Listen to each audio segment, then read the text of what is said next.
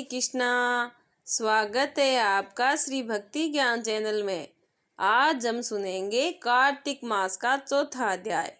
नारद जी ने कहा, ऐसा कहकर भगवान विष्णु मछली का रूप धारण कर आकाश से जल में गिरे और उस समय विंध्याचल पर्वत पर तप कर रहे महर्षि कश्यप अपनी अंजनी में जल लेकर खड़े थे। भगवान उनकी अंजनी में जाकर गिरे। महर्षि कश्यप ने दया कर उसे अपने कमंडल में रख लिया। मछली के थोड़ा बड़े होने पर महर्षि कश्यप ने उसे कुएं में डाल दिया। जब वह मछली कुएं में ना समा सकी तो उन्होंने उसे तालाब में डाल दिया। जब वह तालाब में भी ना आ सकी तो उन्होंने समुद्र में डाल दिया। वह मछली वहां भी बढ़ने लगी।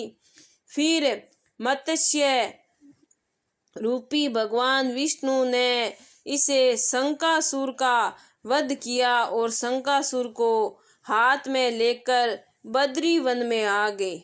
वहां उन्होंने संपूर्ण ऋषियों को बुलाकर इस प्रकार आदेश दिया, मुनीश्वर, तुम जल के भीतर बिखरे हुए वेद मंत्रों की खोज करो और जितनी जल्दी हो सके उन्हें सागर के जल से बाहर निकाल लाओ।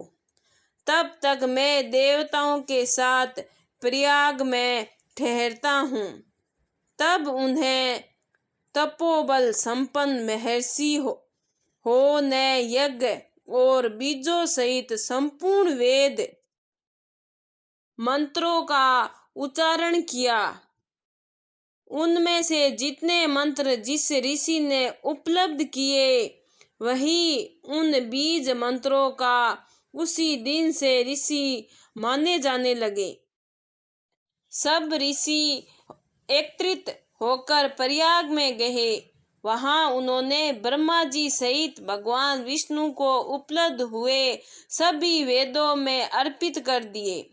सब वेदों को पाकर ब्रह्मा जी बहुत प्रसन्न हुए। उन्होंने देवताओं और ऋषियों के साथ प्रयाग में अश्वमेध यज्ञ किया। यज्ञ समाप्त होने पर सब देवताओं ने भगवान से निवेदन किया, देवादिदेव जगन्नाथ, इस स्थान पर ब्रह्मा जी ने खोए हुए वेदों को पुनः प्राप्त किया और हमने भी यहाँ आपके प्रसाद यज्ञ भाग पाए।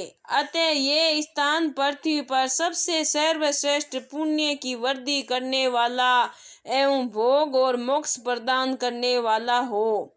साथ ही ये समय भी महापुराण में और ब्रह्मघाती आदि महापापियों की भी शुद्धि करने वाला हो तथा ते स्थान यहाँ दिए हुए दान को अक्षय बना देने वाला हो।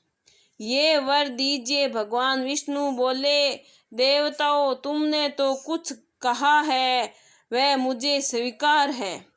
तुम्हारी इच्छा पूर्ण हो। आज से ये स्थान ब्रह्म क्षेत्र के नाम से प्रसिद्ध होगा।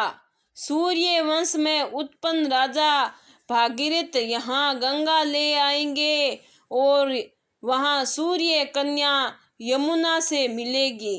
ब्रह्मा जी और तुम सब देवता मेरे साथ यहाँ निवास करो। आज से ये तीर्थ तीर्थराज के नाम से विख्यात होगा।